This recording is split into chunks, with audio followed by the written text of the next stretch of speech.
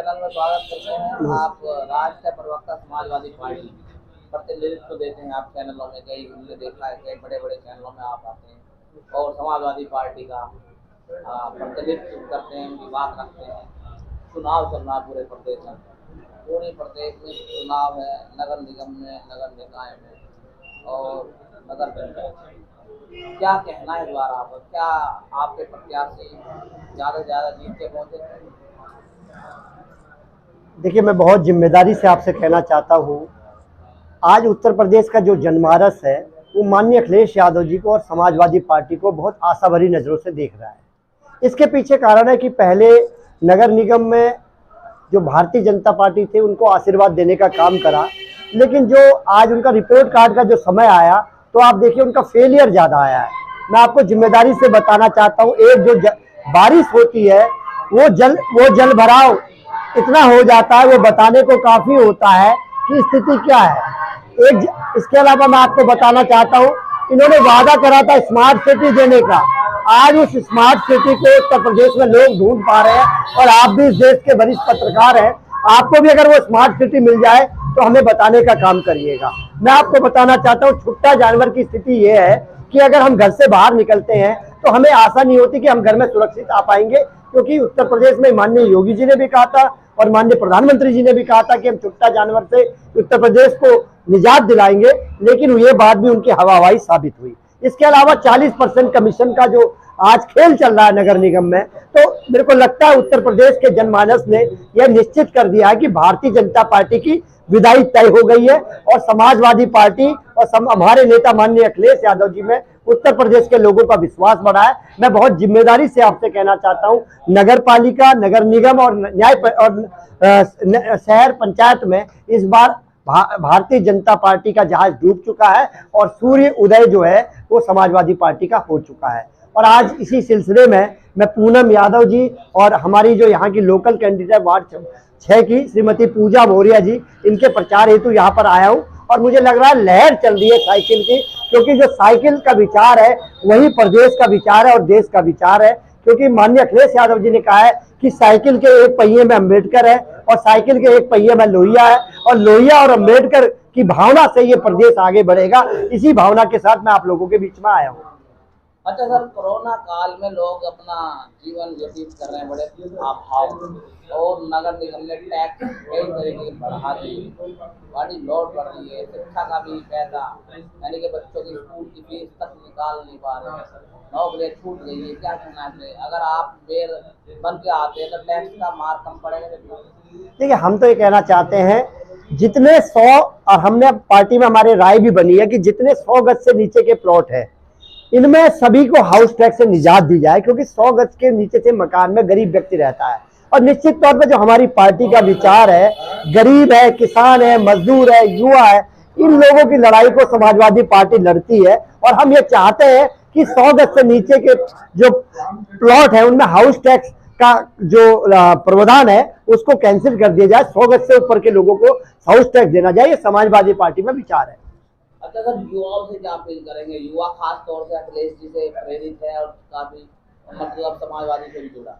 देखिए, मैं कहना चाहता हूँ, युवाओं को इस प्रदेश ने की सरकार है योगी जी की, इसने ठगने का काम करा है। मैं आपको बताना चाहता हूँ, जो परीक्षाएं लगातार लीक हो रही है, बच्चे परीक्षाएं के फॉर्म भरते हैं और उसमें कैसे करके वो साधन करके उसका फीस भी भरते हैं, लेकिन एंड टाइम में जो परीक्षा माफिया है वो परीक्षा लीक हो जाती है। तो उत्तर प्रदेश में नए रोजगार का सृजन नहीं हो पा रहा है और युवाओं पे हताशा का वातावरण है। और मैं आपको कहना चाहता हूँ, विकास हमारे पुरुष माननीय अखिलेश यादव जी ने एलिवेटर रोड देने का काम करा, जो कि 15 मिनट में आपको गाजियाबाद से दिल्ली जोड़ता है। यहाँ से 1 किलोमीटर की दूरी आप पे एलिवेटर रोड से जुड़ जाते हैं। तो और माननीय अखिलेश यादव जी की कृपा है कि उन्होंने हमें मेट्रो देने का काम करा। ये लोग तो अखिलेश यादव जी के मेट्रो को 1 किलोमीटर भी नहीं बढ़ा पाए। ये लोग किस आधार पर वोट मांगने का काम करते हैं? हमें पूरा विश्वास है कि समाजवादी पार्टी की साइकिल की लहर पूरे प्रदेश में चल रही है। नेता जी, स्वागत करते हैं चैनल में आपका। आप चुनाव मैदान में धर्मपत्नी हैं आपकी, क्या चुनावी एजेंडा है शहरवासियों के? देखिए, चुनावी एजेंडा तो सीवर है, डंपिंग ग्राउंड है, स्ट्रीट लाइट है, पीने का साफ पानी है, बीमारियों की रोकथाम है, लोगों की सुरक्षा हेतु CCTV है, पार्किंग है, इंटेलिजेंट ट्रैफिक सिस्टम है। हमारे पास बहुत सी पॉजिटिव चीज़ें हैं। जैसे अभी आपने पूछा था कि नगर निगम की अर्थव्यवस्था इतनी अच्छी नहीं है, तो अगर आपकी अर्थव्यवस्था अच्छी नहीं है तो उसके बावजूद भी आप बहुत सारे काम कर सकते हैं। आप देखिए, जो एक कॉरपोरेट के पास एक फंड होता है CSR फंड के तहत बहुत से ऐसे कॉरपोरेट हैं जो जन सहयोग में काम करना चाहते हैं। अब जैसे मैं एक फॉर एग्जांपल आपको बताता हूँ कि जो स्मार्ट सिटी सरकार बना रही है या प्रस्तावित हैं, वहाँ पर इलेक्ट्रिक व्हीकल्स लगाए जा रहे हैं, जिससे पोल्यूशन घटे और कार्बन जीरो हो जाए और लोगों का स्वास्थ्य भी अच्छा रहे, ट्रैफिक में भी उसका फायदा रहे। तो अगर हम किसी कॉरपोरेट को पकड़ के उसके CSR फंड को अपने यहाँ यूज़ करते हैं नगर निगम और उसके जॉइंट वेंचर के साथ, तो वो फंड की समस्या भी दूर हो जाती है। अच्छा सर, जैसे आप जान रहे हैं ये स्वतः संस्था है, तो भी सारा काम खुद करती है, करके जब कर प्राप्त होता है तब ये विकास कार्य होता है। तो कर आप कह रहे हैं हम कम करेंगे, सारी चीजें देखेंगे, जब कर ही नहीं आएगा तो विकास कार्य कैसे हो पाएगा? उसकी क्या नीति बनाई है आपने? देखिए, बर्डन ना पड़े। निकाय जो हैं, निकायों को अवस्थापना नामक एक फंड मिलता है। ये 2 साल से रिलीज नहीं करा पाए, 200 करोड़ से ज़्यादा का फंड अटका पड़ा है इनका। तो खाली सिस्टम ये नहीं है कि पैसे की कमी है, पैसे की जो मैनेजमेंट है, कामों की जो मैनेजमेंट है। अब आपको मैं एक उदाहरण बताता हूँ। गाजियाबाद में आप देखिए 40 करोड़ से ज़्यादा की लागत के नाले निर्माणाधीन है, और जब वो नालों को खोदा गया JCB से, तो उनमें पाया गया बहुत से नाले काम करने योग्य थे, लेकिन वो सिर्फ कूड़ा, क्योंकि सफाई 10 सालों से नहीं हुई थी, तो इसलिए वो उनका पानी का प्रवाह रुक गया। तो जो नाले सही थे उनको तोड़ के दोबारा बनाने की कोई ज़रूरत नहीं थी। तो ये मिसमैनेजमेंट है। तो ऐसी बहुत सारी चीज़ें हैं जो सही व्यक्ति कोई सदन में बैठेगा तो उसको ठीक करे। अच्छा सर, आज जो शहर है एक बहुत आम समस्या से जूझ रहा है। आए दिन अखबार शहर में आती है खबरें कि कुत्तों ने बुजुर्ग को काटा, कुत्तों ने बच्चों को नोच लिया है। तो ये बड़ी समस्या निगम के लिए आने वाले टाइम में, उसके लिए क्या योजना है?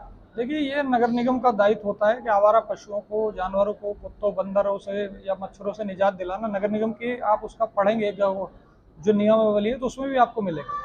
नगर निगम को करना ये होता है कि जो आवारा कुत्ते हैं उनको पकड़ा जाए, एक आश्रय स्थल पर रखा जाए, उनकी नसबंदी की जाए और उनकी वृद्धि ना हो। लेकिन आप देखिए, कहीं आपको कोई गाड़ी मिलेगी नहीं कुत्ता पकड़ने की या बंदर पकड़ने की। उसकी तो छोड़ दीजिए, मच्छर की भी जो दवाई छिड़की जा रही है वो भी ऐसी होती है कि धुआं हुआ, 10 मिनट के लिए मच्छर गया, 10 मिनट बाद तुरंत आ जाता है। तो बहुत सारी चीज़ें हैं, सुधार का बहुत स्कोप है, और जब जनता परिवर्तन करेगी, नए लोगों को मौका देगी, तो उसको बड़ा परिणाम देखने को मिलेगा। अच्छा सर, महागठबंधन है, जीत का समीकरण क्या है?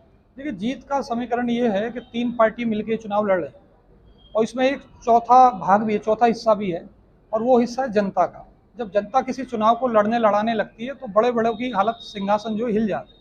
और जैसा मैं महसूस कर रहा हूँ, क्षेत्र में जा रहा हूँ, लोगों से मिल रहा हूँ, तो लोग बड़ी संख्या में बदलाव चाहते हैं। और ये सिर्फ पार्टियों का गठबंधन नहीं है, ये जनता के साथ हमारा गठबंधन है, और जनता का गठबंधन जब हो जाता है तो नतीजे अपने आप बदल जाते हैं। तो इस बार बदलाव की राजनीति हो रही है, बदलाव की वोटिंग हो रही है। नहीं, आप शहरवासियों से क्या आप कहेंगे, क्या आप नौजवानों को संदेश देना चाहेंगे? देखिए, नौजवान किसी भी चुनाव में बड़ा इम्पोर्टेंट रोल निभाता है, और वो उस कड़ी में, पंक्ति में सबसे आगे होता है। तो मेरा उनसे अनुरोध है कि वो वोट फॉर चेंज करें, बदलाव के लिए वोट करें। वो पार्टी ना देखें, सिंबल ना देखें, व्यक्ति को देखें। मेरा पिछले 10 साल 11 साल सामाजिक क्षेत्र, समाज सेवा में गए, तो मुझे लगता है अगर मुझे मौका मिलेगा या हमारे परिवार को, हमारी मैडम को मौका मिलेगा, तो हम उसके बेहतर परिणाम लोगों को दे पाएं।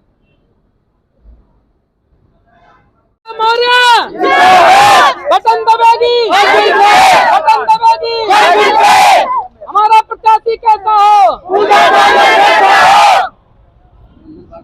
गठबंधन पार्टी, गठबंधन पार्टी, गठबंधन party, Samajwadi party, Puja Maurya, button दबाएगी, बटन दबाएगी।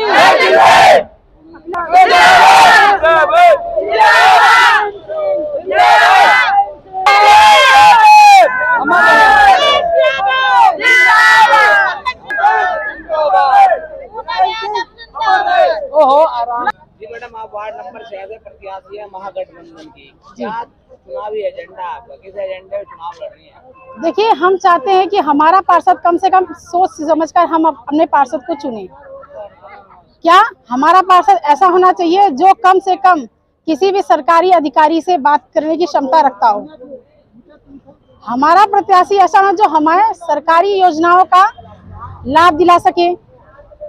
हमारा प्रत्याशी ऐसा होना चाहिए जो किसी भी प्रकार का फॉर्म भर कर सके। हमारा प्रत्याशी पढ़ा लिखा होना चाहिए। हमारा प्रत्याशी ईमानदार और योग्यपूर्ण होना चाहिए।